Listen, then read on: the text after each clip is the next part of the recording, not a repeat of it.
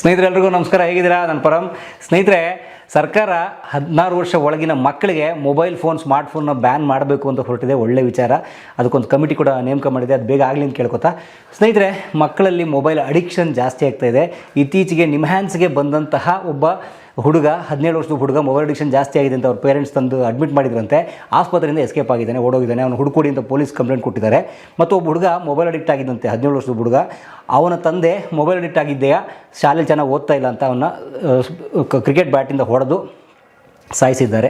ಈ ಘಟನೆ ಕೂಡ ನಡೆದಿದೆ.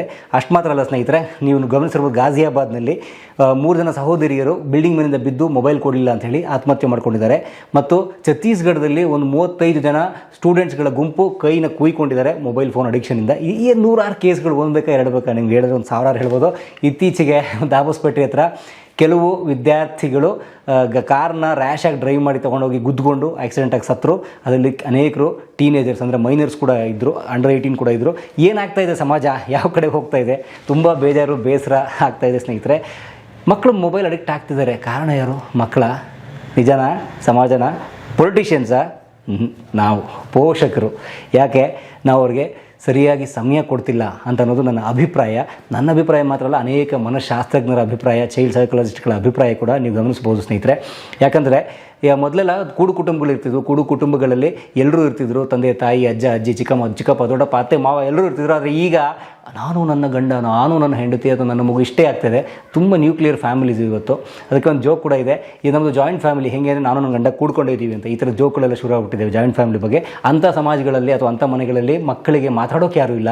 ಗಂಡನೂ ಬಿಸಿ, ಹೆಂಡತಿನೂ ಬಿಸಿ, ದುಡಿತಿದ್ದಾರೆ. ಯಾರಿಗೆ? ಮಕ್ಕಳನ್ನ ಮೊಬೈಲ್ ಅಡಿಕ್ಟ್ ಮಾಡಿ ಸಾಯೋಕ್ಕೆ. ನೋ. ಮಕ್ಕಳಿಗೆ ಸಮಯ ಕೊಡಬೇಕು. ಮಕ್ಕಳಿಗೆ ಸಮಯ ಕೊಡೋಕ್ಕೆ ಮುಂಚೆ ಮೊದಲು ನಾವು ಮೊಬೈಲ್ನ ಆದಷ್ಟು ಅವಾಯ್ಡ್ ಮಾಡೋದು ಕಲಿಬೇಕು. ಆಫೀಸ್ಗಳು, ಕೆಲಸಗಳಲ್ಲಿ ಇದ್ದಾಗ ಓಕೆ, ಆದರೆ ಅಲ್ಲೂ ಕೂಡ ಅನಿವಾರ್ಯ ಇದ್ದಾಗ ಮಾತ್ರ ಸುಮ್ಮನೆ ಏನು ಬಂತು ಅಂತ ತೆಗೆದು ನೋಡೋದಲ್ಲ. ಆದರೆ ಅಲ್ಲಿಂದ ಬಂದಮೇಲೆ ಮಕ್ಕಳು ಎಕ್ಸ್ಪೆಷಲಿ ಜೊತೆ ಬಹಳ ಕೇರ್ಫುಲ್ಲಾಗಿ ನಾವು ಮೊಬೈಲಿಂದ ದೂರ ಇರೋದನ್ನು ಕಲಿಯೋಣಂತೆ.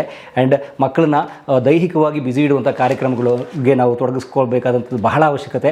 ಅವ್ರನ್ನ ಕರ್ಕೊಂಡೋಗಿ ಪಾರ್ಕ್ಗಳಲ್ಲಿ ಆಟ ಆಡಿಸುವಂಥದ್ದು, ಬೇರೆ ಕಡೆ ಕರ್ಕೊಂಡು ಹೋಗುವಂಥದ್ದು. ಬೇರೆ ಕಡೆ ಕರ್ಕೊಂಡು ಹೋಗೋದು ಅಂದರೆ ಮಾಲ್ಗಳಿಗೆ ಕರ್ಕೊಂಡೋಗಿ ತಿನ್ನಿಸೋದು ಅಂಥದ್ದೆಲ್ಲ ಸ್ನೇಹಿತರೆ. ಅನೇಕರಿಂದ ತಪ್ಪು ತಿಳ್ಕೊಂಡಿದ್ದಾರೆ. ಮಾಲ್ಗಳಿಗೆ ಕರ್ಕೊಂಡು ಹೋಗ್ಬಿಟ್ರೆ ಮಕ್ಕಳನ್ನ ಪ್ರೀತಿಸ್ತಾ ಇದ್ದೀವಿ ಅಂತ. ನೋ, ದೊಡ್ಡ ತಪ್ಪದು. ಕಲೆ, ಸಂಸ್ಕೃತಿ, ಸಾಹಿತ್ಯ, ಪರಂಪರೆ, ನಾಟಕ, ಇಂಥ ನಮ್ಮ ಭಾರತೀಯ ಪರಂಪರೆಯ ವಿಚಾರಗಳನ್ನು ತಿಳಿಸುವಂಥ ವಿಚಾರಗಳು ಕರ್ಕೊಂಡು ಹೋಗುವಂಥದ್ದು. ಇತ್ತೀಚೆಗೆ ಅನೇಕ ರಾಮಾಯಣದ ಉಪನ್ಯಾಸಗಳು, ಮಹಾಭಾರತದ ಉಪನ್ಯಾಸಗಳು, ಜೈಮಿನಿ ಭಾರತ ಅಂತ ಒಳ್ಳೊಳ್ಳೆ ಕಾರ್ಯಕ್ರಮ ನಡೀತವೆ, ಅಲ್ಲಿ ಕರ್ಕೊಂಡು ಹೋಗುವಂಥದ್ದು.